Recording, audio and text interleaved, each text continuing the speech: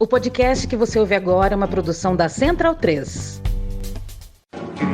Cristo Redentor, braços abertos sobre a Guanabara.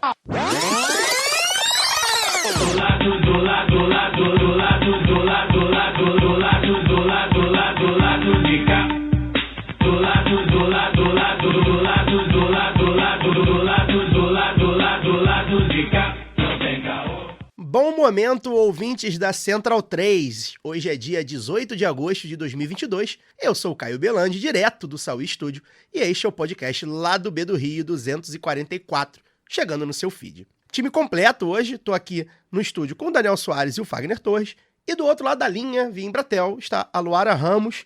Aqui eu começo a dar meu boa noite, 100% recuperada, tudo bem? Boa noite, Lu. Boa noite, Caio. Boa noite, Daniel. Boa noite, Fagner. Boa noite aí, nosso convidado e os nossos ouvintes, parceiros. Tô recuperada. Tem que estar, né? Batalha só começando aí. Temos uma eleição dificílima pela frente. Então, não digo 100% não, mas estamos... Dá para ir. Tá só começando, né? Tá só começando, tem muita coisa pela frente, a gente vai falar disso daqui a pouco. Fagner Torres, mais um lado B chegando. A gente completou agora, no dia 12, 6 anos de Central 3, Fagner. Muita história pra contar. Enfim, 6 anos de podcast na prática, né? Porque a gente sempre foi Central 3. Fez 2 episódios pilotos via... Só pra dizer que fez, né? Então a gente tá 6 anos aí na batalha. Pra mostrar pra Central 3, pra ver se eles querem. Pra vender o peixe. Boa noite, querido. Boa noite, Luara, boa noite, Maíra, boa noite, Caio, boa noite, Daniel. 6 anos, né? Muita história já, muita água já passou por baixo dessa ponte. Já entrevistamos muita gente boa. E, outros nem tanto. Mas acho que ainda temos também muita gente boa a entrevistar. Tem. E também temos muita coisa a falar, porque o Brasil nos obriga e porque muitas vezes quem tem espaço maior do que o nosso para falar prefere não falar. Então, falar da camisa do Lula. A gente escolhe falar da camisa do Lula ou da bebida que eles consumiram no casamento, entre outras coisas, né? Mas estamos aí, acho que o tema de hoje também é bacana. Depois a gente vai fazer uma rodada aí para discutir alguns dos principais assuntos. Tem pesquisa Datafolha que acabou de sair também, né? Óbvio que o ouvinte vai ouvir esse programa amanhã, já sabendo, mas o programa está sendo gravado poucos minutos depois da pesquisa presidencial e do Datafolha. Acho que a gente também talvez vai falar sobre isso. E vamos que vamos. O ouvinte, de repente, já está até abastecendo com a gasolina mais barata, né? Já que o Datafolha costuma causar esse efeito. Daniel, boa noite. Boa noite. Hoje a gente dá continuidade, né, à nossa parceria com a Fundação Reichsball. E a gente conversa com a Maíra Matias, repórter do veículo Joio e o Trigo, que desde 2017 faz um trabalho de jornalismo investigativo sobre alimentação, saúde e poder. Maíra, bem-vinda. Obrigado por aceitar bater esse papo com a gente. E antes de mais nada, falei em off, falo aqui em on novamente, elogiar o trabalho de vocês, né?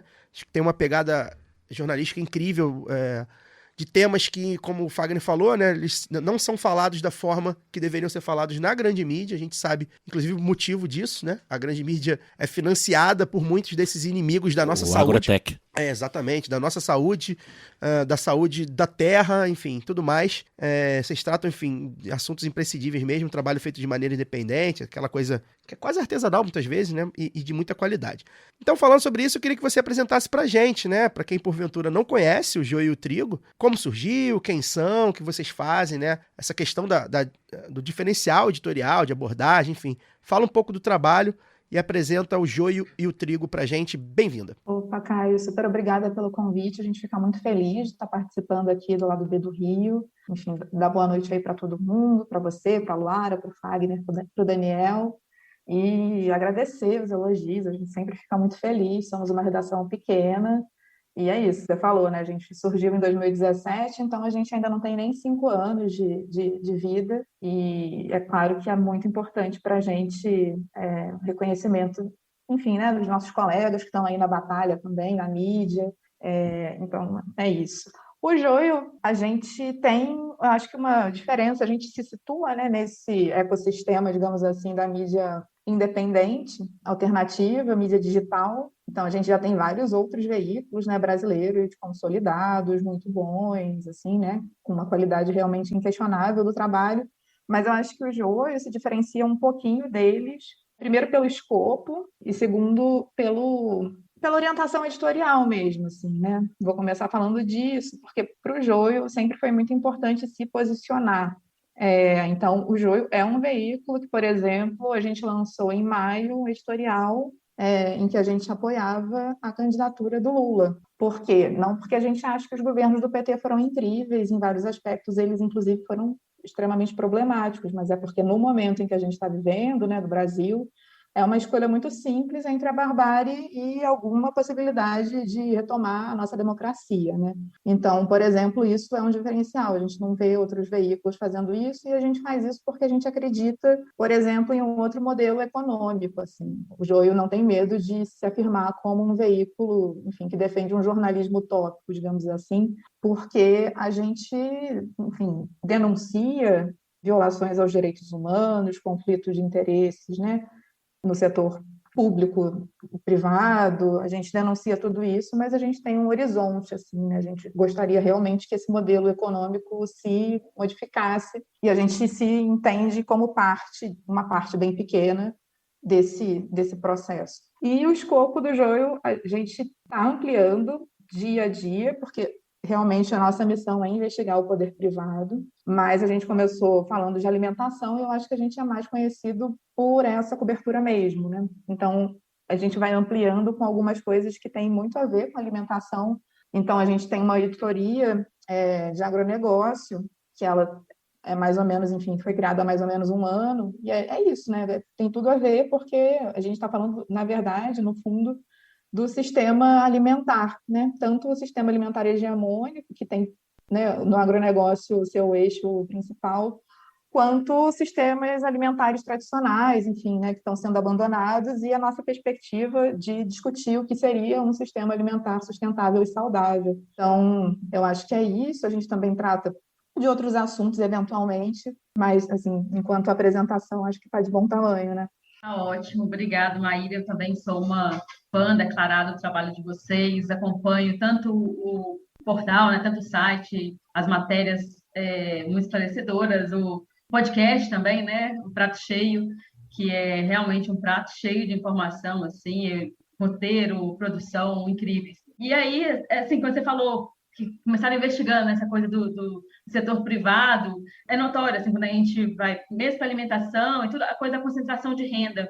Então, a minha pergunta é inicialmente nisso, assim, falando, já entrando aí para o agro e tudo, existe alguma outra explicação que não seja uma questão de classe para o apoio do agro ao Bolsonaro, sendo que eles ganharam tanto com os governos petistas, mas ganharam muito mais com o Bolsonaro, porque é justamente o que você falou, é uma barbárie, assim, são os caras que eles não querem nenhum tipo de legislação, nada que amarre a possibilidade de lucro, né?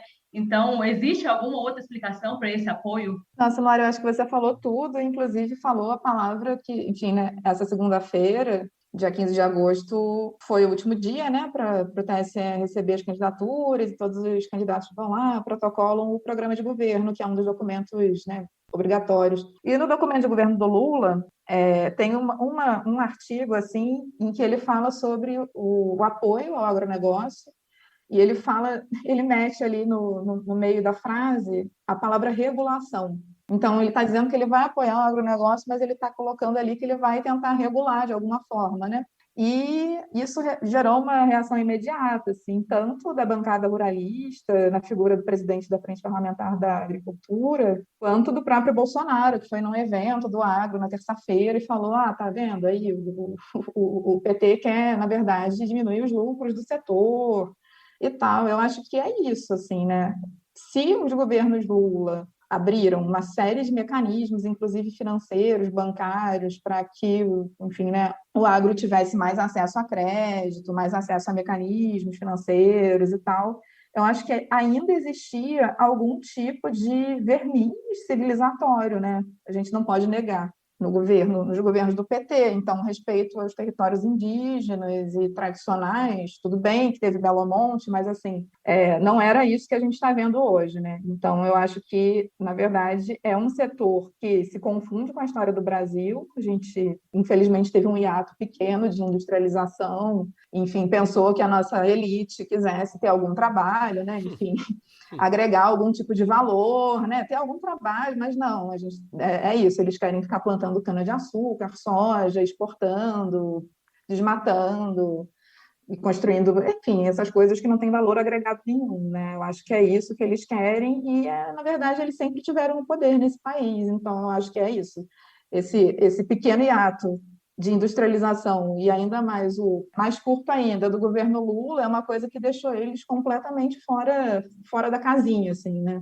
Então eles vêm com muita violência mesmo e inclusive golpismo, né? Enfim, manifestações super antidemocráticas em relação a essa possibilidade do retorno do PT ao poder. Eu acho, assim, só fazendo mais um complemento, assim, Maíra, eu acho muito maluco, porque eu venho do interior de Minas Gerais também, então de uma cidade que vive de agropecuária, né, e vive do agro aí, e não é nada pop, e a gente vê, assim, que é uma cidade muito pobre, né, minha cidade é Conselheiro Pena, as pessoas, elas, quem não é herdeiro lá das terras, vai trabalhar, assim, uma das coisas que eu lembro de mais ouvir na época de políticas de transferência de renda, por exemplo, como Bolsa Família, é que, nossa, agora a gente não consegue ninguém para poder roçar, né, fazer um roçado assim. Porque quem é que vai trabalhar por menos do que aquilo que, né, se pagava no Ouvi muito esse papo também. Não é, Daniel? E é um negócio que eu acho maluco, assim, porque a gente pensar que a legislação que vai delimitar melhor os critérios do que é um trabalho análogo à escravidão, para esses caras é um absurdo.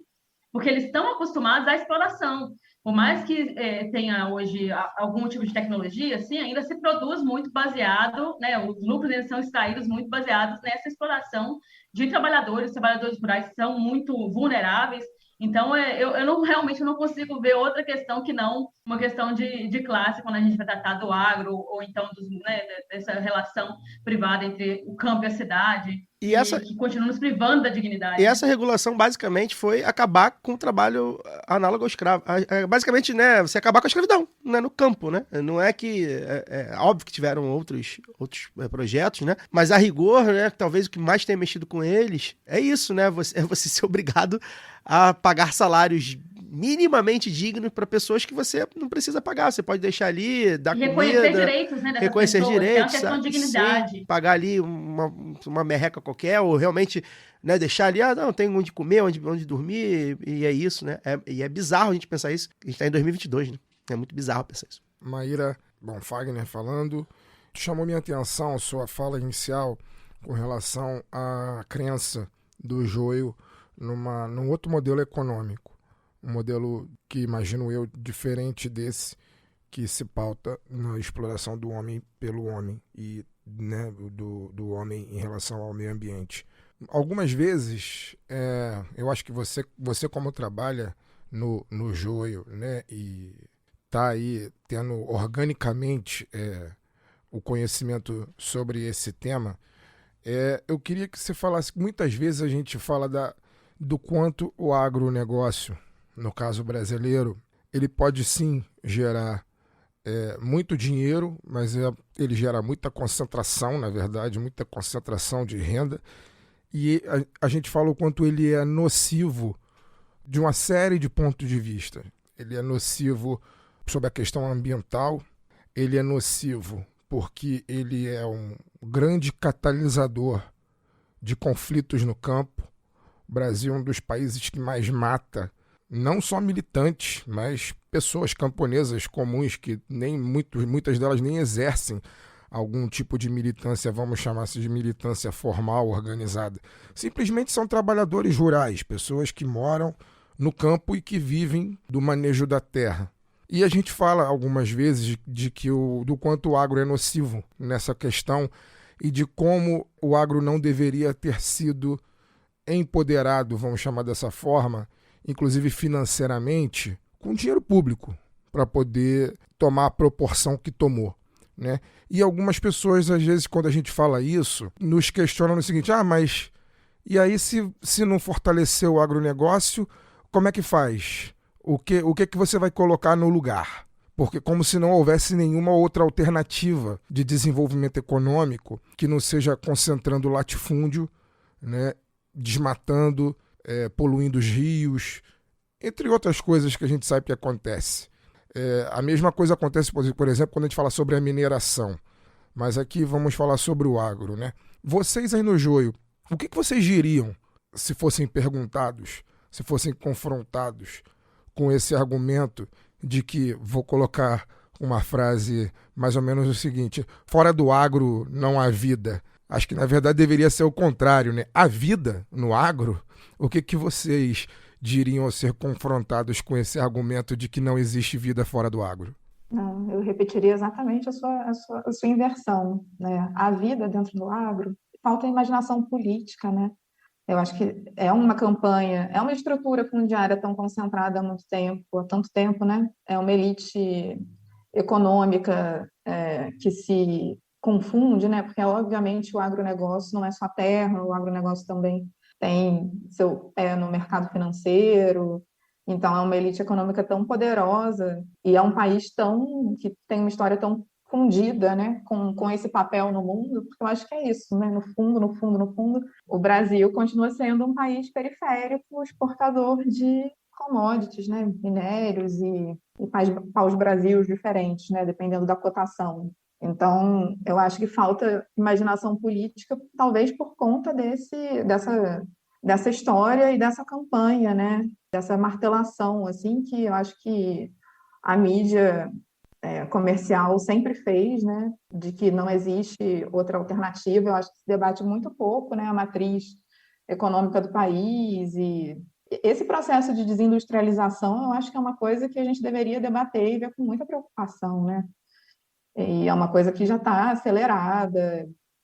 Então, realmente, eu acho que falta uma imaginação política, assim, no sentido de que, obviamente, que existem muitas outras alternativas para o Brasil. A gente está no século XXI, é só olhar para os outros países, é só olhar para experiências de países, inclusive, que saíram de patamares de PIB, por exemplo, muito menores do que o do Brasil, e hoje em dia já estão muito mais à frente, tipo a China. O PIB per capita da China era menor do que o do Brasil há 20 anos atrás, e hoje em dia é muitas vezes maior, assim, né? Coreia do Sul, vários outros países, não precisa só olhar para as experiências dos países do capitalismo central, assim, né? Mas eu acho que, no fundo, a gente deveria ter um papel mais pedagógico, e não adianta, assim, só os veículos alternativos, veículos independentes tomarem para si essa missão, porque, no fundo, as pessoas estão muito mais em contato com as outras informações, digamos assim, né?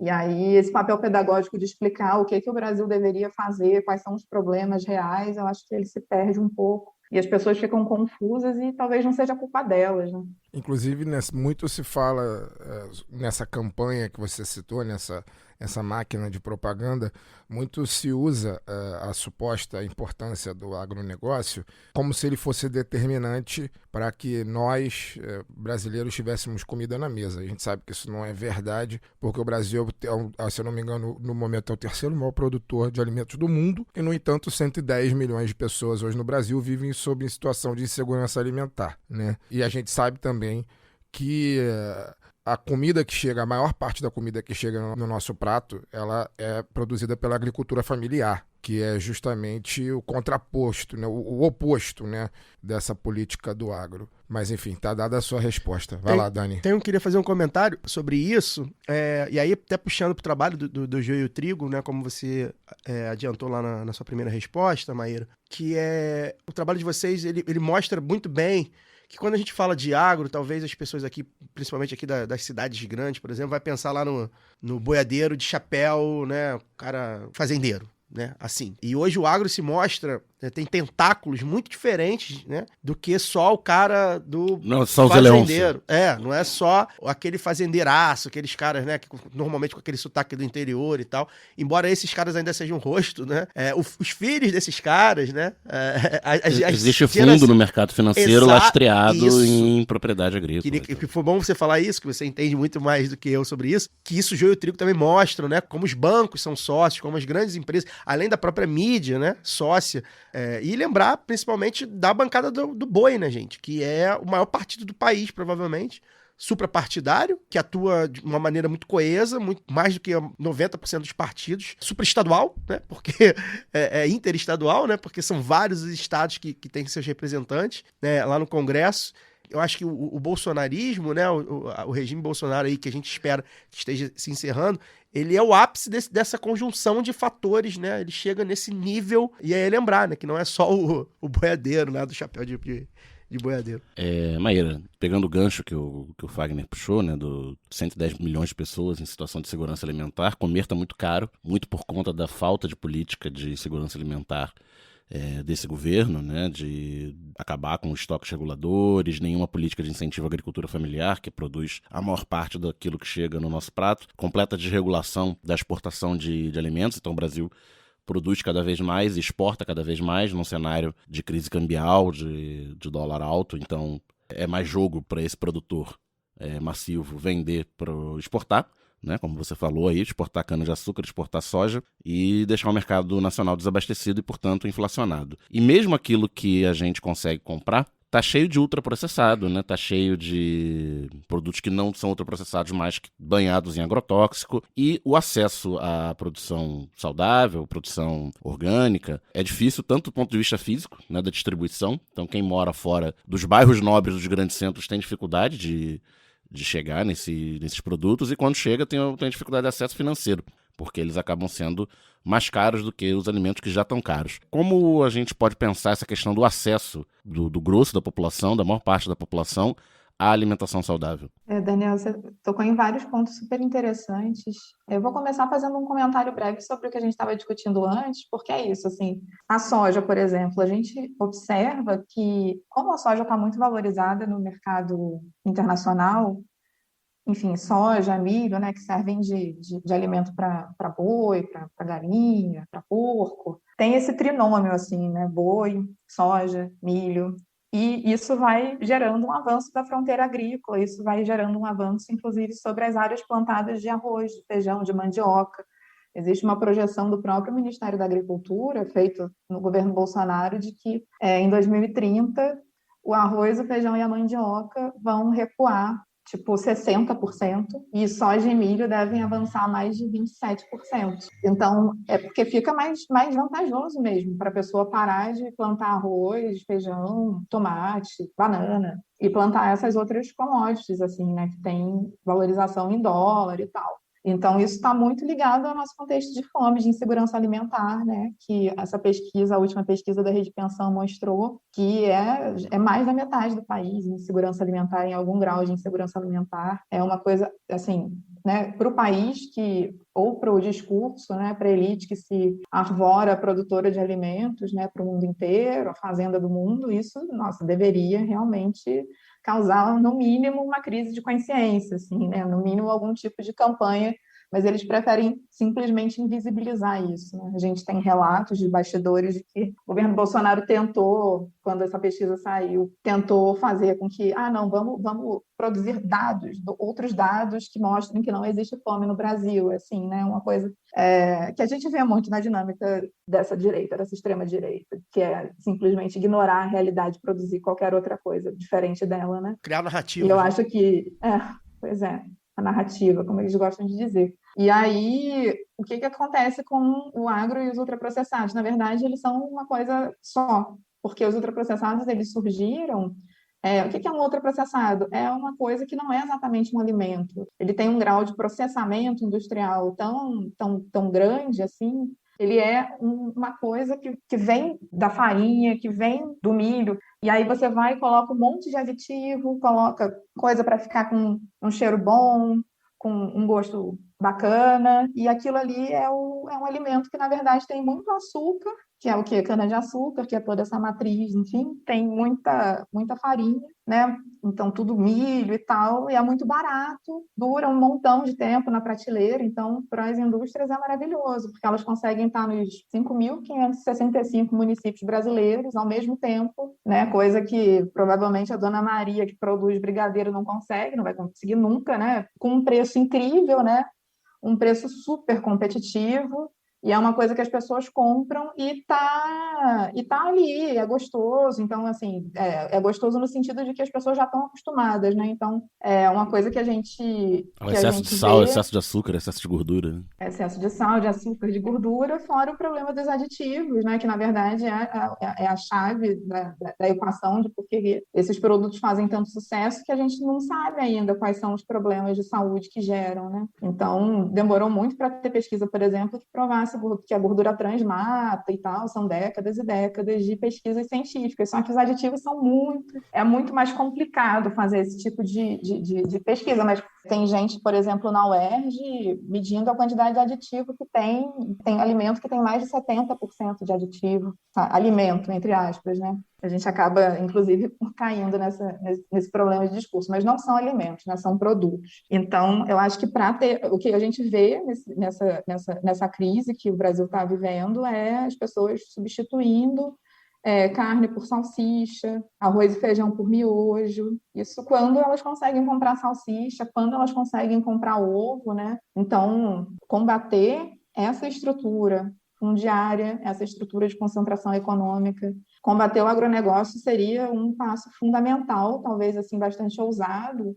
Fico em dúvida realmente se alguma coalizão, né, por mais ampla que seja, poderia fazer isso no país nos dias de hoje, né? Quando a gente está à beira, a gente não sabe, né? Você vai ter, enfim, a gente está num ambiente golpista, então assim, né? Eu acho que é um passo bastante, mas é um passo importante de se dar. E eu acho que a gente, como veículo de jornalismo, nosso papel é falar sobre isso, falar sobre essas questões, apontar o dedo. Esperar que em algum momento exista, né, uma correlação de forças favorável para que isso mude, enfim. O próprio macarrão instantâneo bateu recorde, né, de vendas aí ultimamente, que é a fome talvez mais próximo de muita gente, né, que é a substituição de alimentos por produtos ultraprocessados, como você colocou. Aliás, uma das coisas, novamente, vou me permitir aqui rasgar cedo o trabalho de vocês, uma das coisas que eu acho interessante é como conseguem deixar muito claro essa junção da coisa da saúde, né, do bem-estar, de se alimentar bem e tudo mais, com o capitalismo, com o grande capital, com as indústrias, com as empresas, né? Você acho que deixou muito claro isso aí agora na sua resposta. Isso a gente vê pouco, né? A gente vê muita gente falando,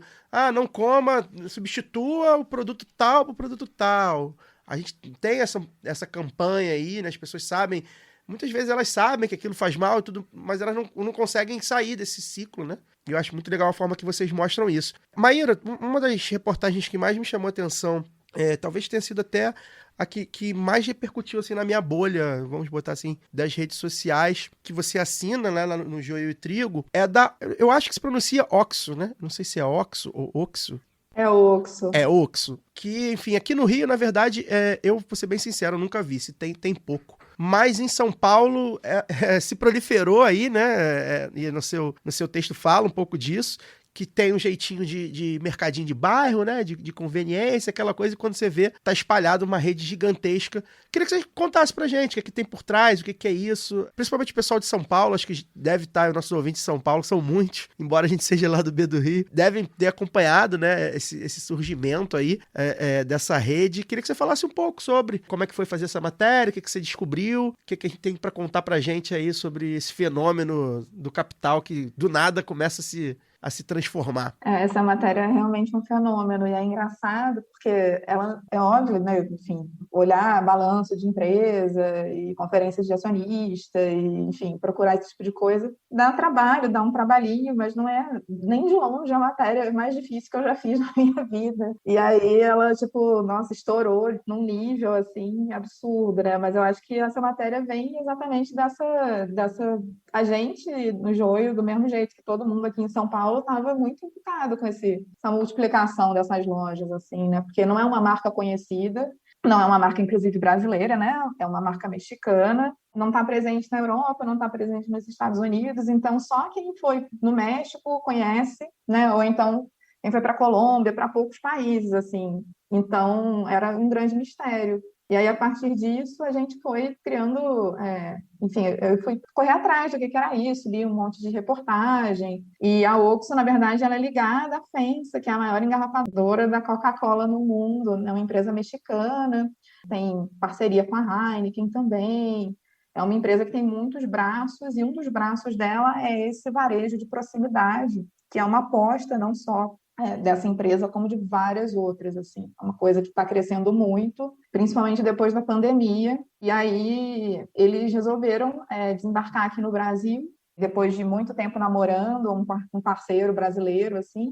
E aí eles fecharam uma parceria com a Raizen Conveniência, que faz parte do grupo Cosan, que, por sua vez, tem uma perna enorme no agronegócio. Olha aí. Uma empresa gigantesca.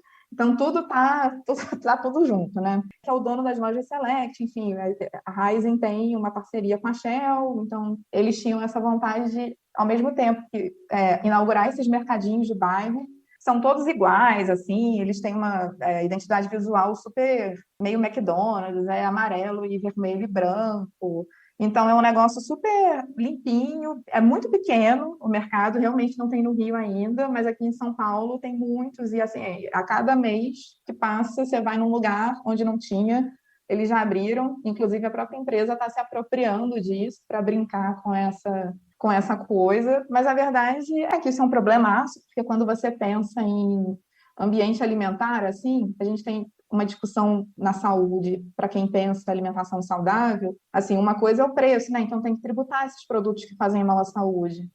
Outra coisa é o acesso a esses produtos, né?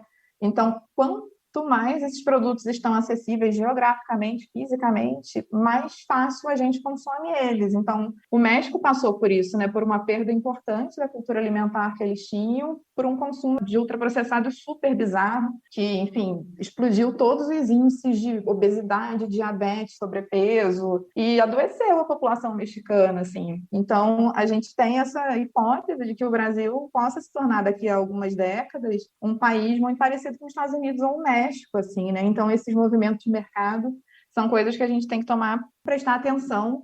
E a Oxo foi isso, assim, tem muitos, e tem um plano de expansão super contundente em relação ao Brasil e em relação ao mundo também. Eles querem abrir montes de mercado, mas não é uma coisa tão diferente desses mercados que hoje em dia tem, tipo Market for You, que tem no prédio das pessoas, né? E aí é isso, é realmente bem preocupante. Peço licença para dar uma pausa no programa e passar os nossos recadinhos. Agora, a Aurelo aceita Pix, a primeira e única plataforma que remunera os podcasters a cada play e parceira do Lado B, abriu essa nova forma de apoio rápido e fácil. Você apoia o Lado B a partir de R$2 e tem direito a conteúdo exclusivo e pode, de acordo com a faixa de apoio, participar dos sorteios de brindes. Se você já é apoiador pelo Padrim ou pelo PicPay, migre para a Aurelo. Quem quiser colaborar com a gente sem aquela regularidade mensal, pode fazer o Pix para ladobedorio@yahoo.com. O sorteio para apoiadores do Lado B é um oferecimento da Camisa Crítica. Ouvinte tem 10% de desconto no cupom Lado B no site www.camisacritica.com. E que tal ter a camiseta do Lado B? Acesse www.zetanossa.com.br e compre a sua. Você também tem 15% de desconto nas compras em todo o site com o cupom Lado B15. Ouvinte Lado B tem também 10% de desconto com o cupom Lado B em www.vesteesquerda.com.br. Você pode aprender inglês, espanhol e francês na WeCreate, a escola de idiomas parceira do Lado B. Acesse www.wecreateidiomas.com. Siga também nossos parceiros nas redes sociais. Obrigado pela atenção e voltamos ao programa. Tudo que foi falado aqui, assim, sempre me bate um negócio que é o recorte mesmo de gênero, né? Quando a gente fala dessa relação da alimentação em sociedade ou da feminização, da pobreza no agronegócio. Eu queria saber de você, assim, o que você já investigou, já escreveu, você pode observar se confirma, né, que existe esse recorte assim, de mulheres que elas estão mais sobrecarregadas com a questão da alimentação, seja porque tem até um episódio que eu gosto muito do Prato Cheio, que trata da obra, né, é o Caliban e o Agro, eu acho que chama, que é a obra da Silvia Federici, linkada aí com a coisa do agronegócio, que tem essa ideia, né, da mãe que alimenta ali os filhos, mas ela acaba sobrecarregada também por esses mercadinhos, para falta de acesso, e aí vai para os ultraprocessados, então tem todo essa relação, e também no agro, porque as mulheres são relacionadas àquela coisa, a ideia da agricultura de subsistência como uma coisa atrasada, né? Elas que freiam ali o desenvolvimento daquela região, o que mantém as pessoas daquela região só para isso, como se fosse, está querendo tão pouco de uma terra que pode ser tão explorada, né? E aí eu queria saber, assim, de você, o que você traz desse recorte de gênero, né? O que você traz da relação das mulheres nesse meio, assim, com toda essa coisa da alimentação, do capital privado comendo em cima do agronegócio. O que você pode falar para a gente sobre isso? Eu acho que com certeza, sabe, Laura? Eu fiz uma pesquisa de um outro episódio do Prato Cheio, que aí eu posso falar com mais propriedade, porque enfim, né? Que era do miojo. Então, a história do miojo, né? A empresa lá, japonesa, é a Nissin. Eu pensei exatamente nesse que eu também ouvi, excelente. Pois é, e aí a Nissin, ela tinha os públicos-alvo, né, quando o miojo surgiu, há mais de 50 anos atrás, porque o miojo surge também nesse momento do mundo em que as pessoas estavam, os supermercados estavam surgindo, e as famílias estavam, né, se tornando mais nucleares, e as mulheres estavam, enfim, entrando no mercado de trabalho de maneira mais, assim, né, massiva, um processo que já tinha começado, mas enfim. E é muito engraçado, porque o miojo causa um rebuliço, assim, na sociedade japonesa, muitos comentaristas, assim, falando, nossa, e com razão, assim, né, a gente vai perder a nossa cultura alimentar por conta do miojo.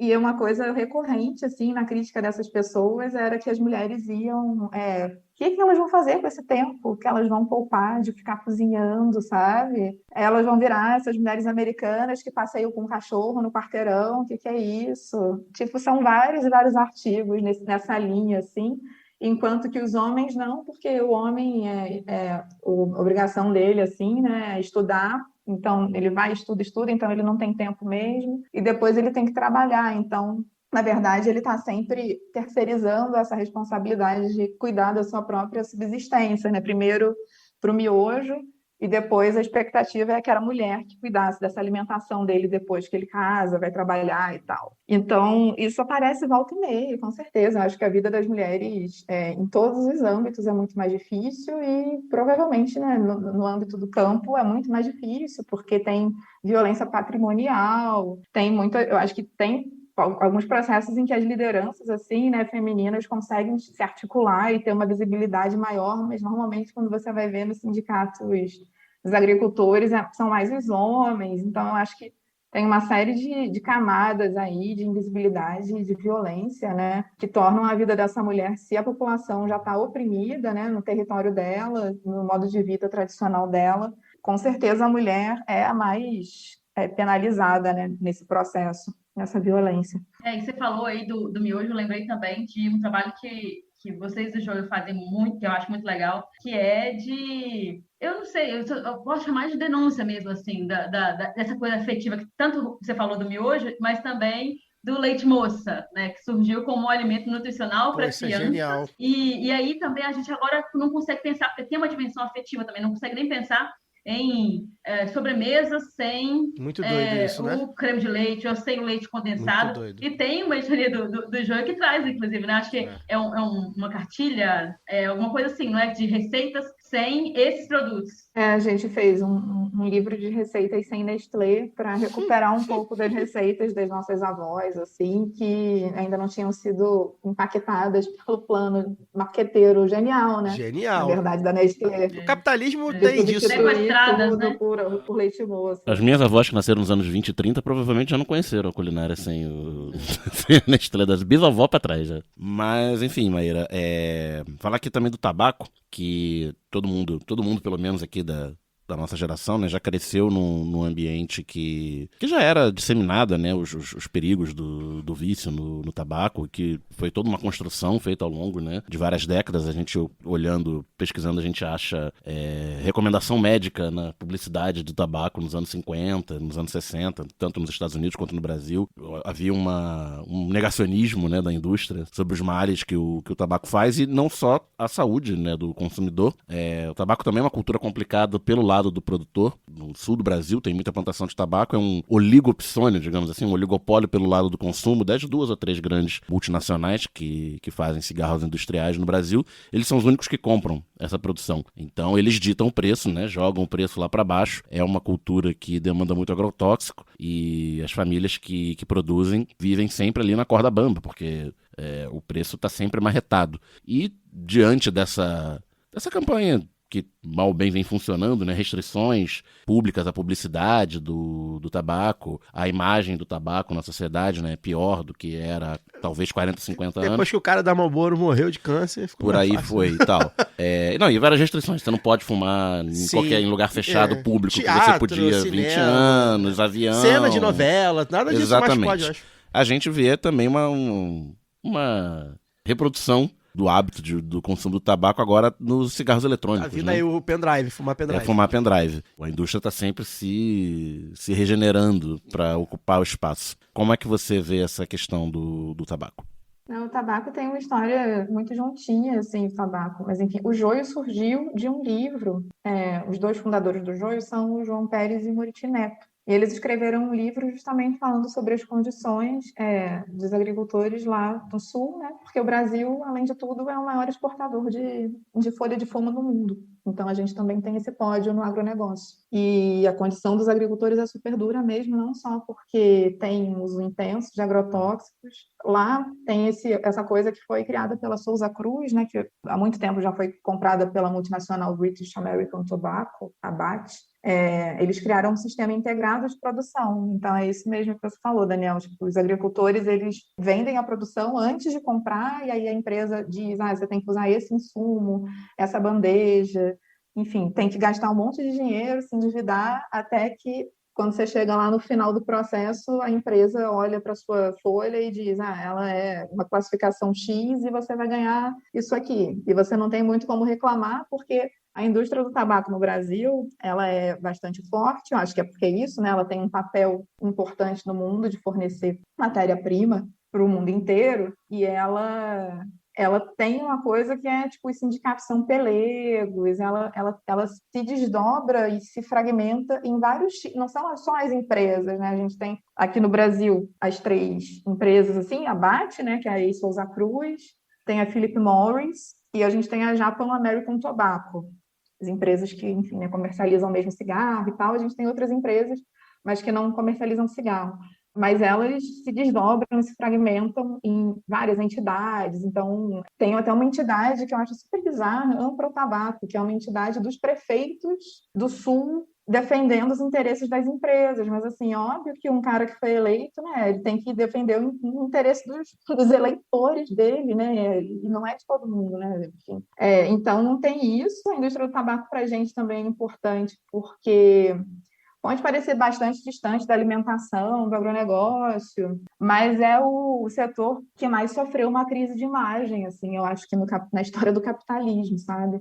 Porque eles foram pegos mentindo para o Congresso americano, todos os presidentes das maiores companhias, eles sofreram um caso mesmo um case de perda de credibilidade mundial, assim, sabe? E não é à toa que o primeiro tratado internacional, então, que obriga os países, né, que assinam esse documento na saúde pública, na história do mundo, é a Convenção Quadro do Tabaco, para diminuir o consumo do tabaco e tal. É uma coisa super difícil você costurar um acordo desses internacionalmente, né? É sempre assim, é sempre uma carta de intenções, nunca é uma coisa assim que tem obrigação.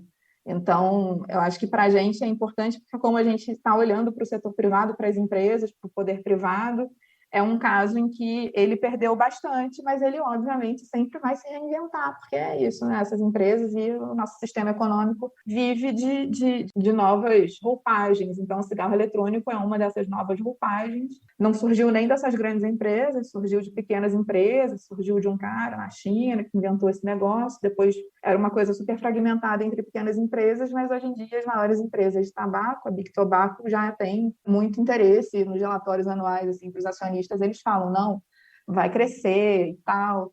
Então, é um país como o Brasil, porque o Brasil, embora a gente ache estranho, o Brasil proibiu o cigarro eletrônico em 2009. Então, ele é um dos 30 países que proíbe completamente a comercialização, a importação e a publicidade do cigarro eletrônico no mundo. E proibiu há muito tempo, só que a gente, obviamente, tem um problema de fiscalização, né, de contrabando e tal, aqui no Rio. Eu sou do Rio, né? Dá para perceber pelo meu sotaque, embora eu moro em São Paulo. Pô, no Rio, isso tá, eles vendem na praia, né? Cigarro eletrônico se vende na praia. Eu moro aqui na Vila Buarque, no bairro, no centro de São Paulo. Tem uma tabacaria aqui perto que vende todas as marcas de cigarro eletrônico. É proibido, mas se quiser pode. E só pra fazer um parênteses, desculpa, Maíra, tem o seguinte, né? Porque assim, alguns tipos de fumo, se você plantar o seu fumo e se você comprar um papelzinho, você consegue fumar. Você não consegue montar um pendrive pra fumar, meu. Tem que comprar de alguém. Você vai ter que comprar de alguém. Tu não vai fazer um esquema ali, um negócio de juntar tudo ali, um chipzinho, enfim. E foi, como você disse, foi proibido em 2009, né, Maíra? Quando existia país, né?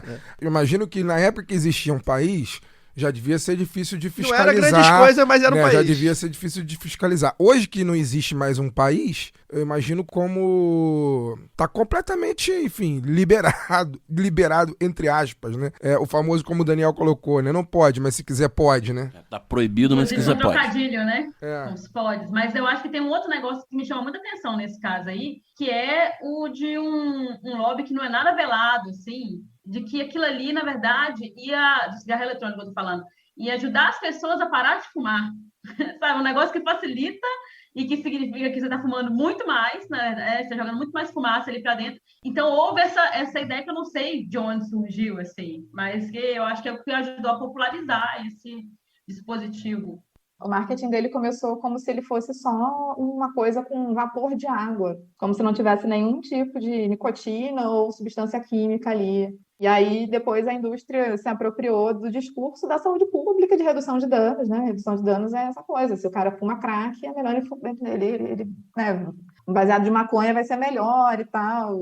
E a indústria se apropriou desse discurso da saúde pública, que funciona em vários contextos, para dizer que o cigarro eletrônico seria uma forma das pessoas que já fumam deixarem de fumar o cigarro tradicional e fumarem uma coisa menos deletéria, enfim, menos danosa. Só que o cigarro eletrônico é uma coisa muito recente e é uma coisa que existe aos milhões, assim, existem milhões de dispositivos diferentes. Então é super difícil você analisar cada um deles e você ter enfim, a gente tem várias revisões científicas sobre os males do cigarro eletrônico e todas elas falam, não, olha, isso não é sem nenhum tipo de risco, a gente ainda não sabe os riscos desse tipo de coisa, tem nicotina em sal, nicotina de todos os jeitos, então, assim, é super complicado. E aí, aqui no Brasil, a Anvisa, esse ano, tem mais ou menos um mês, eles reafirmaram a proibição do cigarro eletrônico depois de um processo de lobby bastante forte da indústria do tabaco, e a gente acredita no joio que a indústria vai judicializar essa decisão, assim. Como é uma coisa super comum, às vezes a Anvisa poderia, por exemplo, ter sido vanguarda na regulação da publicidade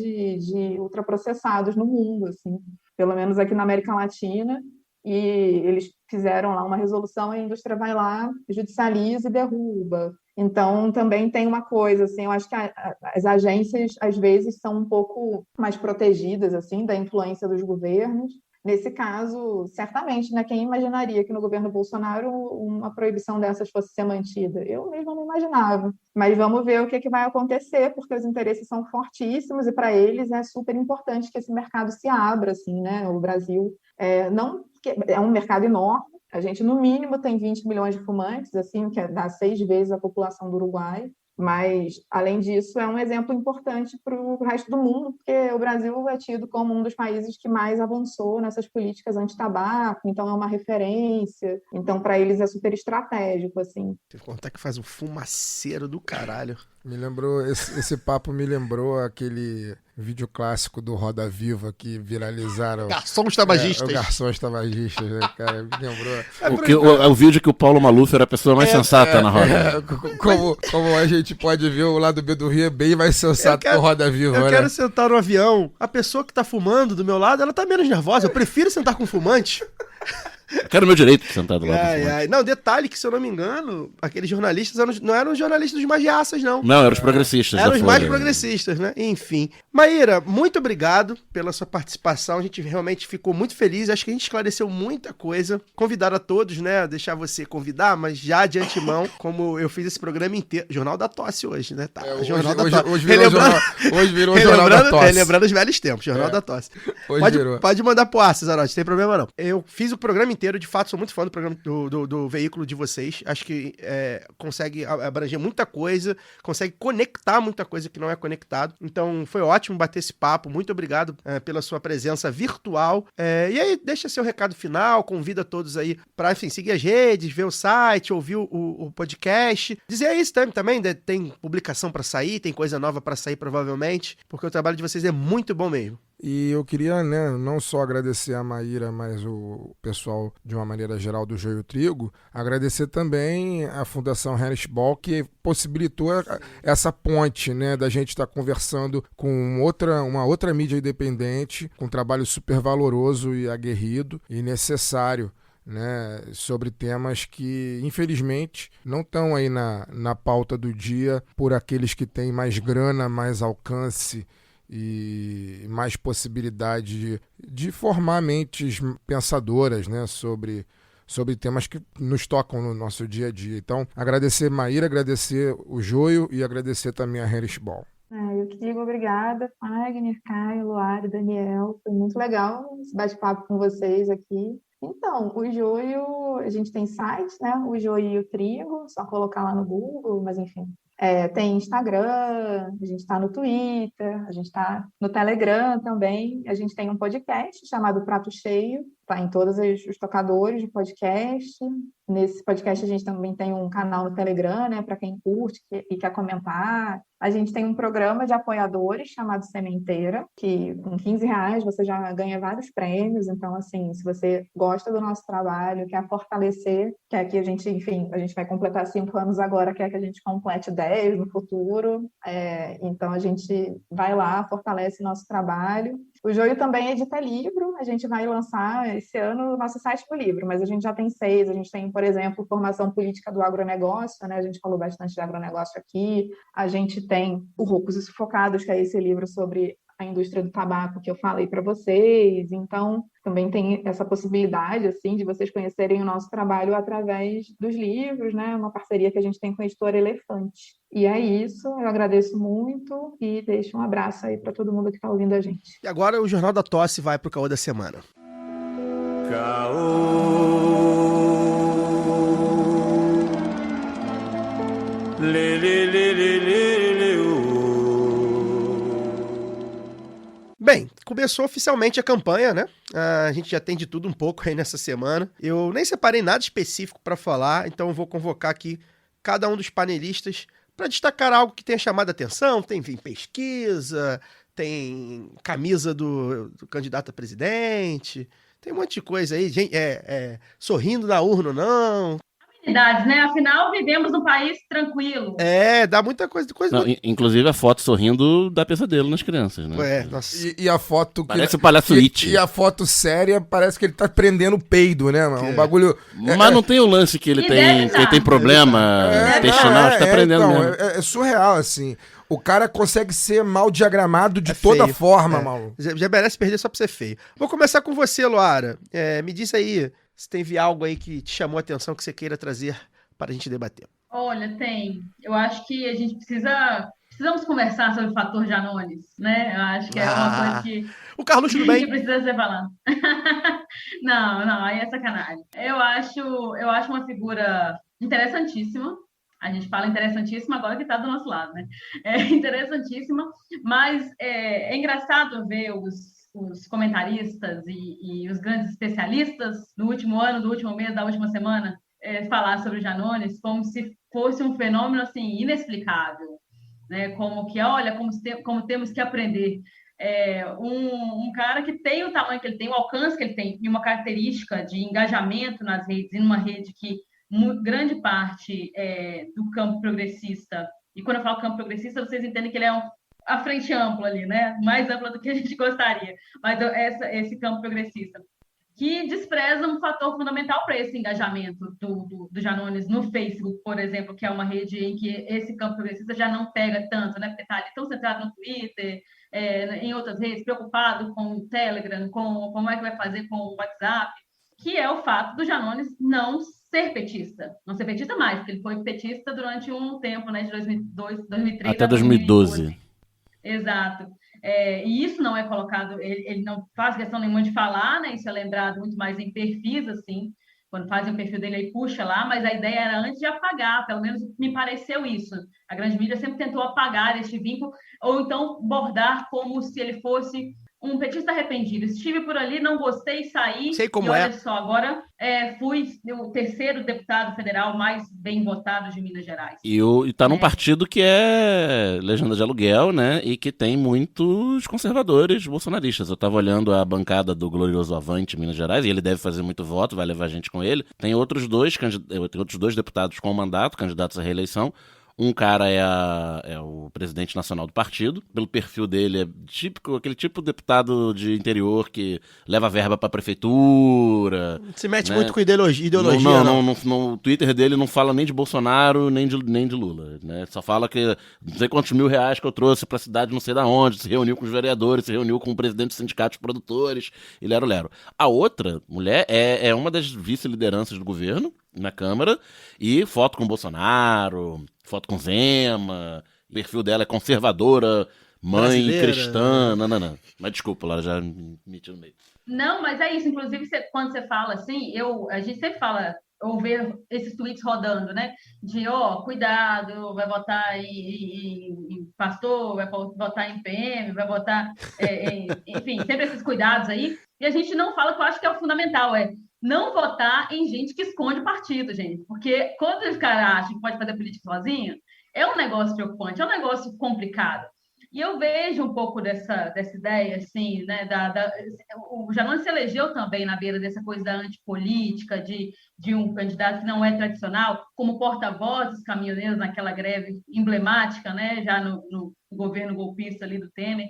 Então, eu vejo as pessoas falando, retuitaram muito aquela thread que ele fala que enquanto a esquerda não falar assim, que tem que falar com o povo, que desse jeito, que tem que usar tal termo. E aí eu vi um monte de gente retuitando aquilo e achei preocupante, para o que me leva ao meu segundo ponto, que eu gostaria de comentar aqui, que é esse tesão pela tutela da pobreza. Isso me incomoda demais, sabe? De gente que se desesperou nessas primeiras pesquisas que saíram depois que começou a movimentar ali a questão do auxílio, né, emergencial, de que, nossa, olha só, as pessoas vão votar porque o Bolsonaro está dando dinheiro. E aí até surgiram uns vídeos espontâneos que vocês devem ter visto também no WhatsApp, nas redes, de gente falando assim, tô aqui com o auxílio que o Bolsonaro deu, mas o meu voto é no Lula, porque uma coisa não tem nada a ver com a outra. Então, assim, é um desprezo pelo popular, pelo saber. Eles acham que as pessoas realmente não sabem diferenciar, sabe? E é uma gente também que acha que o povo ele só está ali, né? O povo trabalhador e tal, e a pobreza ela só está naquela miséria absoluta. Eles desconhecem uma pauperização dos setores chamada classe D, essa classe média que tenta se distinguir, mas que é isso, que é trabalhadora também. Então, eu acho isso. Assim, esperam que o PT seja o partido da tutela da pobreza, sabe? De cercar esse povo ali. É uma gente que nunca deixou de entender o Bolsa Família apenas como transferência de renda e não o que ele tem de grande potencial para a promoção de políticas públicas, sabe? Isso me incomodou muito partindo ali dessa thread do Janones, um negócio que martelou muito na minha cabeça nesses últimos tempos. Porque eu vejo outros candidatos, e aí eu vou citar, né, nominalmente, o Ciro, muito bem intencionado, né, de boas intenções, dizem que o inferno está cheio, falando assim que pretende fazer algumas coisas tal para resolver a pobreza, junto com uma educação financeira, como se o problema das pessoas se empobrecerem fosse porque elas não sabem gastar o próprio dinheiro, sendo que justamente quando a gente vai discutir os programas de transferência de renda com o alcance que tem o Bolsa Família, o que fez com que esse país se sustentasse durante os primeiros anos ali da crise mundial de 2008 foi justamente o fato dessa autonomia que as pessoas tinham para poder gastar esse dinheiro no mercadinho do seu Miguel do Quati e não com as cestas básicas chegavam centralizadas e superfaturadas. Dinamiza a economia local, né? Exatamente, dinamizar a economia local. Me incomoda muito o tempo todo, quando o jornalista lá diz que o PT tem que se mover para o centro, que na verdade eles querem isso. Controlem os pobres de vocês para vocês poderem bater papo e sentar e tomar um vinho caro com os nossos patrões e decidirem o que vão fazer do resto, né, da economia, a economia que vale a pena. É o mesmo papo do Guedes que fala naquela emblemática reunião de abril do início da pandemia, abril de 2020, que a gente não vai salvar a economia dando dinheiro para essas pequenas empresazinhas, né? Então, assim, tá tudo indicado. Eu queria dizer isso, assim, eu espero que o PT, que eles não, que o que eles querem é que o PT não seja o partido da tutela da pobreza, sabe? É o partido que nasceu para dar autonomia às pessoas, ao povo trabalhador, porque eu não quero encarcerar o povo trabalhador na ideia de que são pobres, sabe? Que não é o que a gente quer ser. A gente quer ser, como classe trabalhadora, alguém que consiga ter dignidade a partir do seu trabalho. E que isso também não nos defina, também, que o nosso trabalho não nos defina. Mas que a partir disso, do que a gente produz, e a gente produz, nós somos a única classe imprescindível, a gente consiga ter dignidade, porque hoje você recebe uma grana que não está dando para poder pagar o arroz com feijão. Aproveitar que o Ciro foi citado, se tiver nossos ouvintes aí que votam no Ciro, comentem aí o que vocês acham, podem comentar aí em cima da fala da Luara, fiquem à vontade, engajem bastante a gente, quero ver bastante rosinha lá no nosso perfil, fiquem à vontade, a gente tá precisando de bastante alcance. Daniel Soares, você tem uma polêmica, hein, isso aí é bom, esse caô, polêmica. Esse caô que você vai trazer aí, vamos tentar ver o horário aqui. O que você quer falar? O que te chamou a atenção? Ontem a gente fomos surpreendidos novamente, né, com uma entrevista do candidato no qual já entrevistamos aqui, declaramos o voto, candidato a governador, Marcelo Freixo, 40, que falou na entrevista, foi perguntado sobre a questão da legalização das drogas, né, uma bandeira histórica do seu ex-partido e de muitos setores da esquerda que o apoiam, e disse que ele mudou de opinião, que ele não é mais... Como diria... Renan da tal, né? Azul Bebê, né? Mudei de opinião. Ele não é mais a favor. Deixei Ou de ser Henrique, a favor. Esqueçam que eu escrevi. E isso é, obviamente uma casca de banana jogada, né? Numa entrevista. Na Record. Né? Casca de banana jogada. Ele escorregou na casca de banana, caiu de bunda no chão, porque isso mobilizou na largada da campanha, né? Pra vender otimismo, né? Podia estar... o diferente. Podia estar falando aí que, ele quer intervir nos trens, que vai diminuir o tempo de viagem. Ao invés de falar que ele vai criar uma autoridade pública de transporte, não sei o que lá, o seu tempo de viagem vai diminuir, você vai pagar mais barato, né? Não vai ser R$6,50 o metrô, essa vergonha. Por aí vai. A barca, né? Podia estar vendendo o otimismo. Bastante proposta lá no site propostas dele, que estão bastante no seu programa, tem. traduzidas em linguagem inteligível, né? Rápido.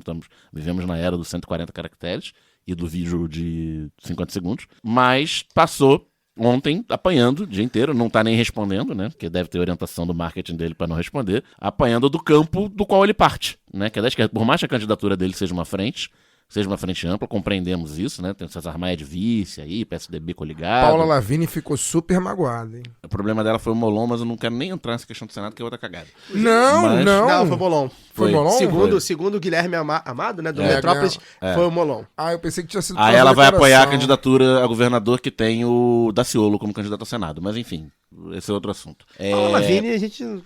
Essa galera tem... Eles têm muita dificuldade de ficar junto com o pobre, né, cara? Mas enfim, Paula Lavigne fala... retomando a linha de raciocínio aqui, Isso. Esse tipo de declaração, ele não vai ganhar um eleitor, reaça, direitista, isentão, com isso. Difícil, o cara que rejeita o Freixo, que acha que ele defende bandido, que ele acreditar. tem essa construção há 15 anos na cabeça dele.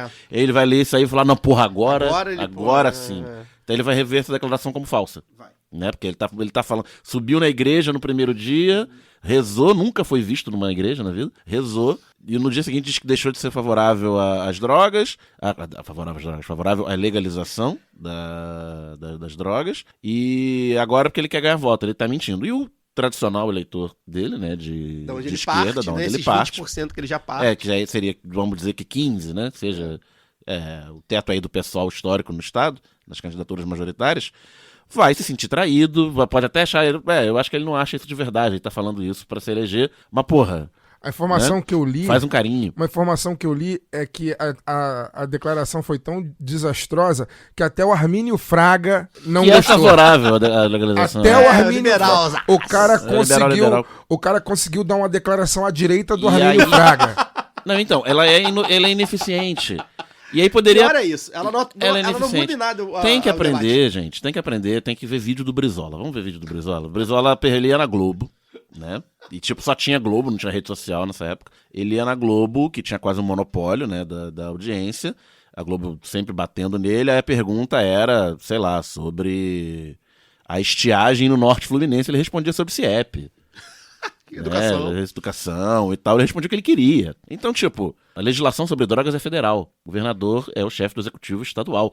Então ele faz aquela resposta clássica: olha, o governador não tem gerência sobre isso, e eu acho que tem que ter política social na favela, porque não sei o que lá, porque tem que ter política de saúde, e blá blá blá blá blá, meu amigo. Ele é deputado federal, ele poderia falar assim, eu, enquanto deputado federal, algum dia que eu for chamado assim, dia que houver esse debate, eu vou. Mas eu acho que a questão não passa por aí, cara. Eu acho que a questão passa por uma estratégia de campanha de querer parecer palatável a um público mais conservador, reacionário. Só que eu acho que não dá vai... tempo. Não, eu acho Essa que é a questão.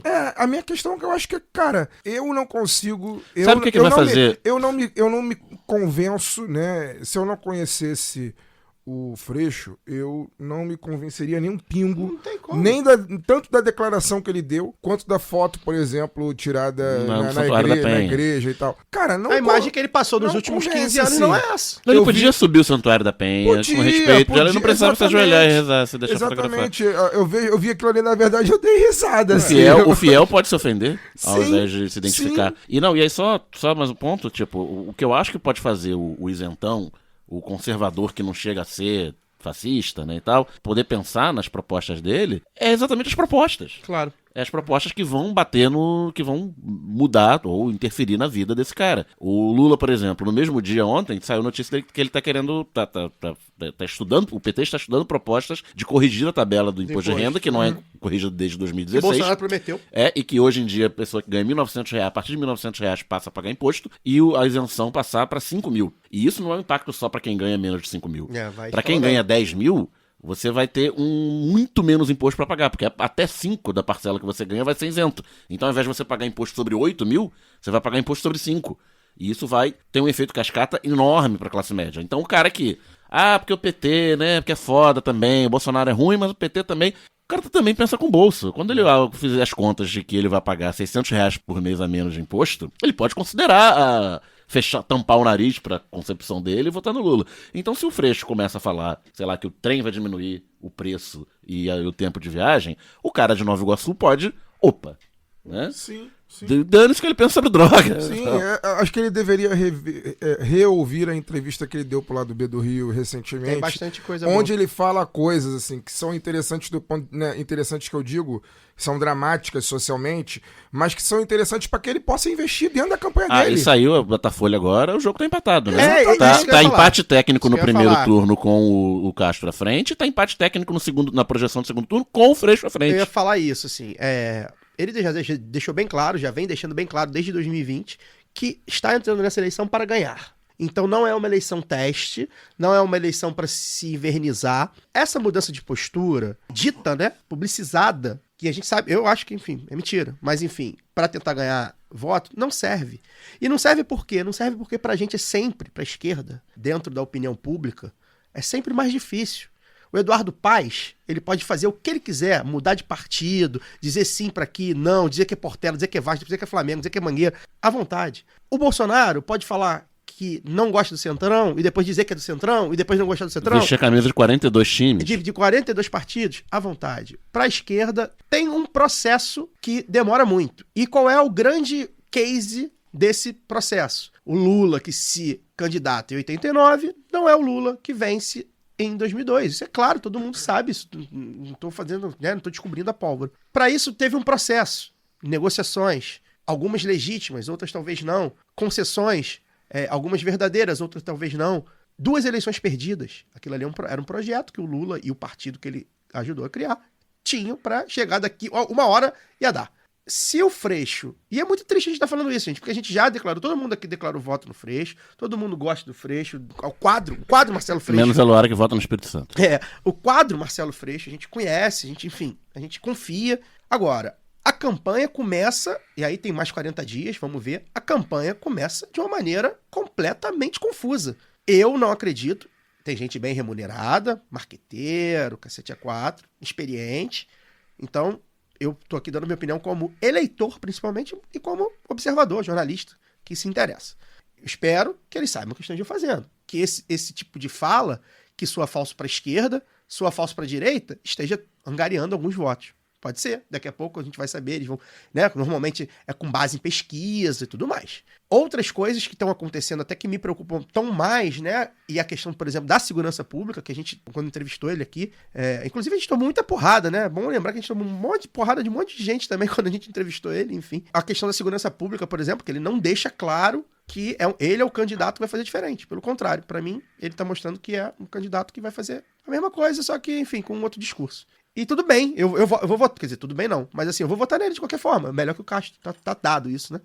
Só que aí eu vou votar em qual? É pra ser um Eduardo Paes melhorado? Tudo bem, então eu voto, já não votei no Eduardo Paes, não tem problema, eu voto. Agora, não, pra me mobilizar precisa de mais. Enquanto eleitor, enquanto, enfim, digamos assim, militante, né, embora eu não seja organizado. Então, assim, eu acho que a campanha dá tempo de mudar, falta muito, tem muita água pra rolar. Gente, a gente acho que já falou aqui, o Castro é favorito por várias razões. Mas ele é um cara que ele é desconhecido. Ele é um cara que fala mal. Ele é um cara que não tem estofo nenhum. Não tem carisma. A gente tem chance de ganhar essa eleição. Hoje, primeiro, a chance do Marcelo Freixo ir pro segundo turno. É só bater bola. A pesquisa que saiu hoje, ele ganha no segundo turno. É empate técnico também no segundo turno, mas com ele numericamente à frente. Então, assim, a gente tá falando, gente, tem como. Tem essa possibilidade. É difícil, eu acho que o Castro é favorito. Talvez a gente possa um dia desengomar por quê. Mas, enfim, são vários os fatores. Tem muito partido do interior, muito prefeito do interior, enfim. E ele tá tentando se descolar do bolsonarismo ao máximo. Mas, tem jogo. O jogo tá aberto. Eu acho que anda conduzindo a campanha muito mal. No debate na Band, ele deu uma resposta pós-debate péssima, que também repercutiu internamente, que a gente, enfim, sabe. Então, assim, vamos ver. Eu quero promessa. Tanto concreta. Do Lula, que eu acho que já... Compromisso, exato. Obrigado. Essa depois de renda é ótima. Nada como uma militante organizada. Compromisso. Eu quero que ele aponte. Eu vou fazer isso aqui diferente. Porque eu sei que vai. Agora, eu sei que vai porque eu voto nele há 10 anos, 20 anos. As pessoas não. E é possível. A gente sabe que vai, ou que vai tentar, pelo menos, porque a gente sabe que é possível. Tem lá. As propostas dele estão lá. Ninguém ganha com mega proposta. Ninguém lê a proposta, gente. Tem uma parada que pra mim é crucial, assim, que, sabe, o Freixo, e durante muito tempo, o tempo dele no PSOL, ele passou muito tempo da vida dele falando que a nossa vida não começa e não termina nas eleições. E quando você vai para uma eleição fazendo um discurso completamente despolitizante do povo, você tá jogando fora aquilo que você disse a sua vida inteira. Porra, ou a vida começa ou não começa nas eleições, ou o que é, sabe? Vencer a eleição, ainda mais no contexto que a gente está hoje, é fundamental, assim, é tarefa número 1, a gente tem que vencer a eleição. Mas não acredito que o caminho para vencer a eleição seja despolitizando a política, sabe? Não pode ser dessa forma. Não digo isso, eu não digo nem isso, porque, por exemplo, ele não precisava ter dito, não, eu acho que a liberação das drogas é fundamental para diminuir a matança do povo negro nas favelas. É o que a gente gostaria que ele dissesse. Mas ele não precisa dizer isso. Não precisa dizer. Ele só precisa não se desdizer. É Desdizer a história dele. Eu vou até mandar um abraço pro amigo Euro, que um camarada, ele falou assim, ele tweetou um negócio, eu nem respondi no Twitter, mas vou deixar aqui pra falar. Ele, essa declaração do Freixo atrasa o debate. Pior que não atrasa. Não atrasa, porque esse debate é um debate que não se faz, por exemplo, da porta do Congresso pra dentro. É um debate que se faz pra fora. Então, assim, ele poderia ter levado pra dentro, mas tudo bem, enfim, não levou. Esse debate, gente, é um debate que não existe no momento. Alguém vai trazer esse debate? Não sei. O Ciro Gomes não trouxe, o Lula não trouxe, o Jair Bolsonaro não trouxe, a Tebet não trouxe, Sofia Manzano vai trazer? Coitada, tem lá 1%, não consegue. Esse debate não existe, gente, eleitoralmente falando.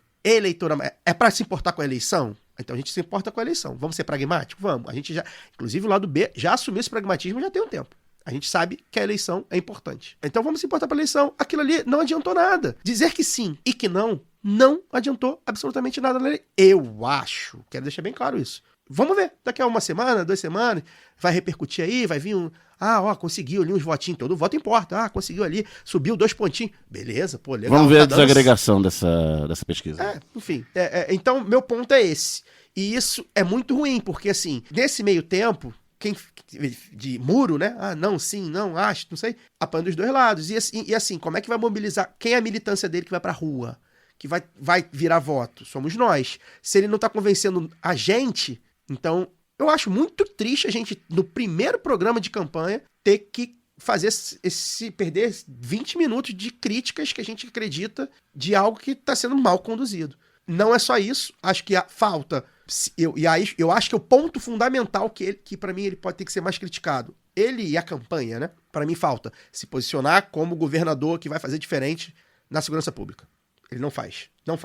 E isso eu acho muito grave, muito grave. Essa é uma pauta que, aí a Laura sempre fala, essa é uma pauta que não é negociável. Essa é uma pauta que ele tem que falar, eu vou fazer diferente. O Brizola foi acusado durante anos de falar, porque tinha que pedir perdão, pedir licença pra vagabundo, né? Na polícia falavam isso. A sociedade, inclusive, comprou esse discurso, o Brizola foi eleito, depois foi eleito de novo. Então, ele tem que se pintar, e não está se pintando, como o cara que vai fazer diferente. Não diz nada aquilo. Esse é o primeiro ponto. Segundo ponto é que a condução da campanha me parece muita corrupção, corrupção. Sem contar outras coisas internas que a gente meio que sabe, ou pelo menos desconfia, e que, enfim, conforme a gente vai andando a campanha, a gente vai podendo ver se é real ou não. Então, é triste. Aí a gente tem compromisso. A gente tem compromisso, né? Aqui tem compromisso. A gente não poderia deixar de dizer. E aí, queria retomar um assunto que talvez não tenha nada a ver.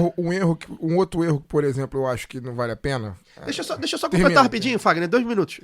Só para lembrar que assim, a gente é um programa jornalístico, né? De entrevistas, a gente tem lado, a gente tem voto, a gente sabe o que a gente está dizendo, a gente tem compromisso com o que a gente está dizendo, com as pessoas que a gente está dizendo. A gente foi muito atacado por pessoas algumas pessoas que a gente não esperava ser atacado, outras que ignoram a gente por completo durante boa parte desses 6 anos, porque a gente entrevistou o Marcelo Freixo. A gente foi muito atacado nas redes por causa disso. Embora também tenha gente que tenha elogiado, né? Sim, a grande maioria foi de elogio. Mas enfim, eu queria deixar isso claro, porque assim, o fato da gente ter, por exemplo, declarado voto em Lula, declarado voto em Freixo, ou em qualquer outro, o fato da gente ter uma militante do Partido dos Trabalhadores no nosso veículo, não só na mesa, né? No lado B Notícias tem também, isso deixa a gente mais confortável ainda para fazer as críticas que a gente acha que deva fazer. Sim. Né? Então, acho que teve gente que tentou tirar um pouco da nossa credibilidade. Eu acho que não conseguiram, mas enfim, de qualquer forma, queria deixar isso claro. A gente é uma forma também da gente deixar claro que o nosso programa é de análise, é de debate, a gente gosta de fazer, com base nas nossas experiências, no que a gente lê, no que a gente conhece, e a gente vai continuar fazendo, independente de quem a gente vote. Né? Então é importante deixar isso. Deixa eu só fazer um ponto, só um Vai, ponto. Fagner. Um outro erro que eu acho que, já que a gente está falando de condução da campanha, um outro erro que eu tenho notado nesse início, na minha concepção é um erro, é a repetição de tipo assim: precisamos acabar com o ciclo de governadores presos no Rio. Tem que acabar esse negócio de governador preso no Rio. Cara, você não pode ficar repetindo toda hora essa história de que governador preso, governador preso, governador preso, governador preso, fazendo campanha ao lado do Lula. Mesmo sabendo os motivos, a gente sabe que a prisão do Lula foi uma prisão política, que não teve absolutamente nada a ver com corrupção. foi só para tirar ele do jogo em 2018 e dar sequência ao golpe de Estado que se consolidou em 2016. Foi só para isso. A gente sabe disso. Mas a grande maioria da população, não sabe. A grande maioria da população, muita gente, eu tenho a certeza absoluta que muita gente vai votar no Lula esse ano, mas não sabe porque o Lula foi solto, porque nunca teve acesso, por exemplo, às conversas da Vaza Jato, porque ela nunca foi pra grande mídia. Então, sabe, pera lá, cara, pera lá. Não dá pra ficar repetindo esse discurso o tempo todo. Não dá pra ficar discutindo esse discurso o tempo todo. Até porque, sinceramente, eu vou ser muito... Vou tentar ser claro no que eu vou dizer aqui, mas eu acho que o Rio de Janeiro tem problemas muito mais graves do que ter tido governador preso no passado. O Rio tem problema muito mais grave. Inclusive porque são prisões completamente diferentes. Sim. Garotinho é uma coisa, o Sérgio Cabral é outra, Sérgio Cabral é outra. Exatamente. Diferente. O Rio de Janeiro tem problemas muito mais graves. Muito mais graves. O Rio de Janeiro é um estado, né, uma capital, tem o seu município, mas a sua capital, mas é um estado de uma maneira geral, onde as pessoas vivem, né, em condições muitas vezes subhumanas. O Rio de Janeiro é um lugar onde a gente muitas vezes está na nossa casa vendo televisão e pode tomar um tiro dentro de casa. Isso é muito mais grave do que ter governador preso no passado, cara. Muito mais grave. É muito mais relevante para a população viver num estado que ela sabe que vai dar segurança para ela, que ela não vai tomar um tiro dentro de casa vendo televisão ou almoçando com a família. Ou é muito mais relevante para a população saber que não vai ficar 3 horas preso no trânsito, ou preso no metrô, ou preso no trem, porque o transporte público não funciona. É muito mais relevante saber que se você passar mal de madrugada, que o SAMU vai te levar do hospital, vai te levar da casa para o hospital, que você vai ter um atendimento digno no hospital público. É muito mais relevante saber que você vai ter emprego, que vai ter que a economia do estado vai ser aquecida, você vai ter emprego, você vai ter como colocar comida na mesa, tudo. Essa é a realidade do Rio de Janeiro, do povo do Rio de Janeiro hoje. O povo do Rio de Janeiro não sabe. A grande maioria não sabe se vai ter o que comer no dia seguinte. Sabe que vai ficar 2, 3 horas para poder se deslocar da casa para o trabalho. Sabe que se ficar doente vai ficar fudido na fila do hospital público, porque o hospital não funciona. O cidadão fluminense hoje, dentro de casa, não sabe se vai ficar vivo, porque pode tomar um tiro a qualquer momento, do nada, simplesmente do nada, pelo fato de viver num faroeste. Então, esse discurso de que, governador preso, cara, isso sinceramente, você tem que escolher. Ou você fala de governador preso, e aí esquece que o seu principal cabo eleitoral também teve preso, mesmo que por motivos diferentes, a gente já falou aqui, ninguém é burro, ou você não fala. Porque parece incoerência na cabeça do povão, cara. Parece incoerência. Como vou repetir. Tenho certeza absoluta que uma porcentagem alta de eleitores do Lula não sabe por que ele foi solto. Sabe que ele teve preso, mas não sabe por que ele foi solto. E aí você vai ficar repetindo o discurso? Não, e tem várias coisas aí sobre isso, tanto sobre a campanha do Freixo. Eu acho assim, a gente não é ingênuo, tem uma orientação do marketing, enfim, mas é como o Fagner falou também, é um negócio tão despolitizante que choca a gente, porque não só não agrega, assim, como não faz o que eu acho que principal, eu concordo com o Caio, que é de diferenciar. Eu acho que essa a eleição potente para isso, sabe? Para diferenciar. Tanto que vocês vão lembrar que, apesar de toda essa peste de conciliador do Lula, uma das primeiras declarações dele foi de favorável ao aborto, que é uma pauta que já há muito tempo está aí, né, nas eleições, inclusive eleições que não tem nada a ver, eleição municipal e tal, e ele trouxe isso, se posicionou, conseguiu delimitar, e a gente continua querendo, se a gente fala, né, da esquerda, dessa frente ampla, desse campo progressista tão amplo aí, continua querendo fazer esses movimentos ali sem se diferenciar, que eu acho que vai ser a grande, né, poderia dar um tom mais interessante até para os debates, pautar esses debates de uma forma, e eu acho que entra também naquilo que eu falei na primeira rodada aí, de uma tutela das pessoas, sabe? É como se você tivesse o tempo todo dizendo, não, mas eu não posso falar sobre isso. Vou contar, não sei se eu já contei essa história aqui rapidamente, assim, da campanha, de quando eu fui candidata, né, a deputada federal. Logo depois, já no segundo turno, a gente foi fazer carro de som, assim, já tinha acabado a minha campanha, então eu fui fazer carro de som com os companheiros, na periferia aqui de Vila Velha, né? Ali na região 5, perto do, considerada a região 5 já ali, perto do Vale Encantado e tal. E aí, a gente fazendo carro de som, paramos depois, que tinham numa padaria, e tava chovendo, e tava, vamos parar ali pra gente fazer um lanche. Chegamos lá, a primeira coisa que, quando viram a gente com o botão, né, ali do Haddad, uma trabalhadora que trabalha na chapa, assim, da padaria, me chamou e falou assim, vem cá, deixa eu te perguntar uma coisa, e esse negócio de kit gay? E eu estava com um professor, e ele já me cutucou na hora e falou assim, não fala disso não, que isso perde voto. Eu falei, que isso, companheiro? Eu vou deixar de falar com uma trabalhadora, deixar de responder. Que ela tava com uma curiosidade legítima, e você legítima, foi lida como alguém legítimo para responder. Exatamente. E aí a gente tem que ficar escondendo o que é. E a partir do momento em que eu conversei com ela, falei sobre o que era o projeto, né, de debater gênero na escola e tal, e por que isso apanhou tanto ali da direita, do Bolsonaro, dos pastores, e ela era uma trabalhadora evangélica, ela me pediu o telefone e pediu se eu podia enviar algum vídeo ou material sobre isso, porque a mãe dela estava querendo votar no Bolsonaro, ela já não queria, e queria mostrar para a mãe dela. Então, são coisas assim, é um tempo que você dedica a conversar com as pessoas e descobre que elas também têm muito a dizer, né? Então, você não tem que ficar fazendo comício, então não é uma questão só do convencimento, é do diálogo mesmo, e de subestimar, sabe, as pessoas, como se elas não fossem capazes de debater. Eu lembro que na minha campanha, gente, eu ia para a feira e falava de macroeconomia, falava, sabe, de política externa, e os caras entendiam, quando eles viam que o negócio de Venezuela, a gente falava de política externa, eles ficavam assim, mas eu vi que não sei o que lá no YouTube, não, tudo bem aqui, mas assim, não sei o que lá. E parece que tem um medo, sabe, o medo de falar com as pessoas. Poxa, nós temos as ideias, nós temos as propostas, nós temos a verdade do nosso lado, e nós vamos dizer, e nós vamos ser pautados pela verdade deles.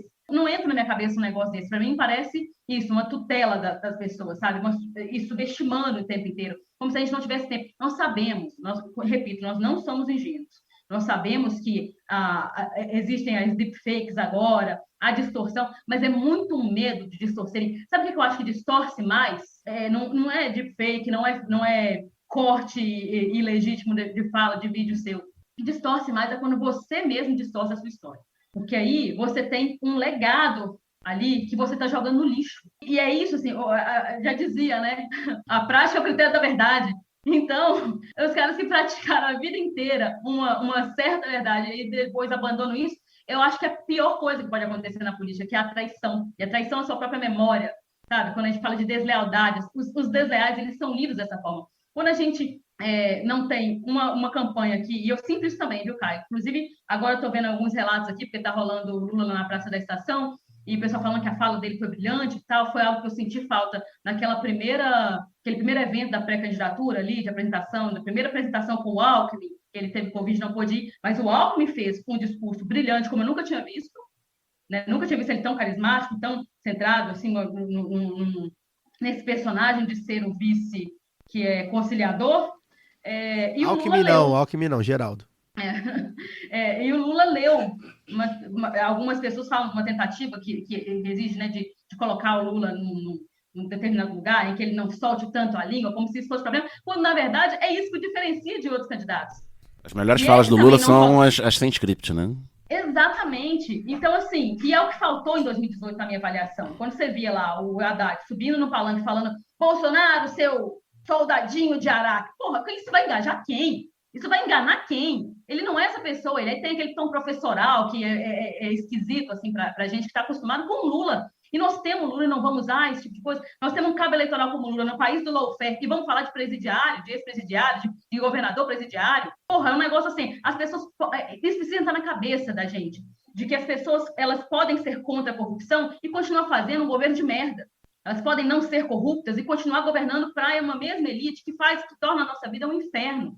E não é isso que nós queremos. Isso precisa isso, e a eleição é o momento para isso, para a gente diferenciar. É por isso que a questão de classe está cada vez mais patente nas falas do Lula, o tempo todo ele falando de incluir o pobre no orçamento e o rico para poder pagar imposto. É uma frase que eu acho que é muito emblemática da campanha dele. Então, é um pouco disso assim, se não for uma campanha que faz os nossos olhos brilharem, não vai ser a campanha das nossas vidas, sabe? A gente está passando um período de pós-Covid aí, as pessoas, elas estão com dificuldade de engajar, apesar do Lula ter feito, concentrado muita gente, né, em vários eventos aí que ele fez, eu acho muito bacana, acho surpreendente, na verdade, mas a gente não tem Lula em todos os estados. Agora, quem está com ele precisa aproveitar isso. O movimento aí no Rio, né, aquele ato também com o Lula foi muito bonito, teve falas muito, muito boas do próprio Freixo, que pode ser esse cara da segurança pública, que foi um cara que enfrentou, né, a CPI das milícias. Porra, por que não isso? Sabe? É preciso linkar a questão das drogas com essa das polícias, tudo mais. Poderia fazer. Então, é isso que a gente está esperando, qualidade, a qualidade que a gente sabe, porque, na verdade, o que passa para a gente é uma sensação de que é um desperdício. A gente sabe que ele não é o Castro, a gente sabe que não é a mesma coisa, a gente sabe que não é tanto fácil. Exato. Então, não seja um desperdício do potencial que a gente acredita que você é. Vai. Não, pode concluir. Não, pode ir que eu vou até tomar uma água. Então tá bom. A verdade, assim, só pra gente amarrar esse assunto, repito, para deixar bem claro, tem marqueteiro, tem gente bem remunerada, bem experiente, se baseando normalmente em números, e ainda há muita campanha, ainda há muita água para rolar. Até aqui, não são poucos os relatos de pessoas que votam nele há muito tempo, decepcionados com a postura. E aí não é nem com a aliança, né? A gente até já debateu aqui, por exemplo, que o César Maia não...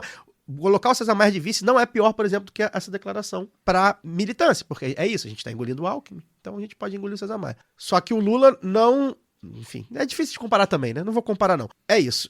Luara, você queria concluir sobre esse assunto? Não, sobre esse já assunto foi? não. Eu queria falar uma outra coisa. Então, deixa eu... Sobre o que foi falado aqui. Então vai. Vai.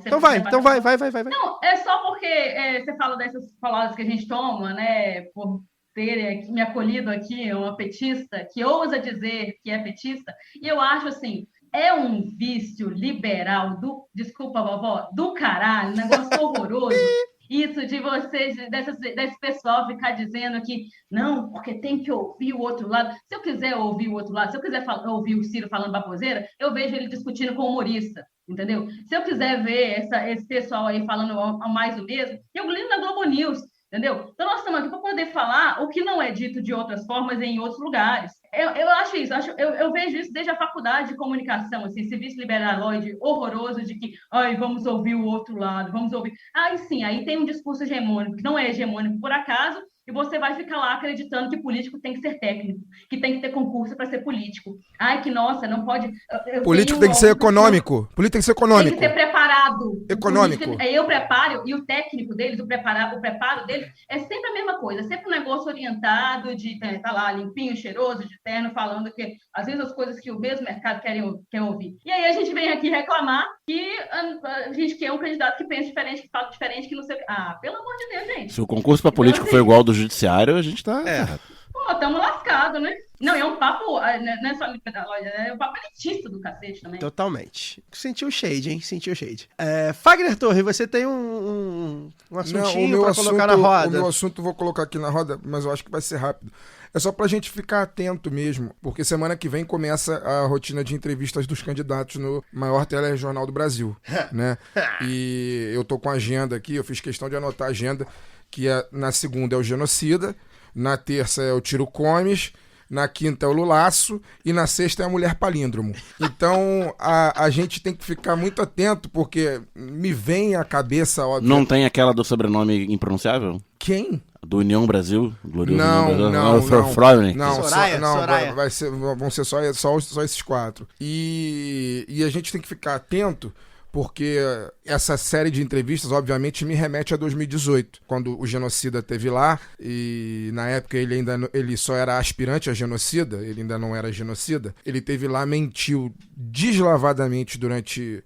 Não sei quanto tempo durou a entrevista, não lembro se foram 10, 20 minutos. Ele mentiu deslavadamente e em nenhum momento ele foi corrigido pela dupla de apresentadores, de entrevistadores do jornal. Ele falou, mesmo questionado, né? Ele falou de kit gay, falou que ele levou um negócio, ele levou um livro lá que ele disse que era o kit gay e, não foi questionado sobre as mentiras que ele colocou, e o resultado disso deu no que deu, né? A gente viu no que aconteceu de lá pra cá, o que não é novidade, o que a gente vem falando aqui esse tempo todo. Então é só pra gente ficar atento mesmo. Eu vou fazer questão, eu vou tomar ali uma meia dúzia de omeprazóis, vou tomar um chá e vou assistir. Eu vou assistir o Genocida, porque eu quero ver Até a postura dele perante a Globo vai ser interessante, né? Pela primeira vez, eu vou aqui, talvez eu esteja sendo ingênuo em dizer, mas pela primeira vez eu tenho a impressão que a Globo vai apertar. De que vai ser apertado. Eu tenho a impressão de que vai ser apertado. Vai apertar. Mas espero não estar sendo fácil ingênuo. também apertar. Espero não estar... Cara, talvez eles apertem igual, o Lula e o Bolsonaro. Essa acho que é a questão. Eu vou falar, eu não diria nem apertar. Eu só quero que ele seja desmentido.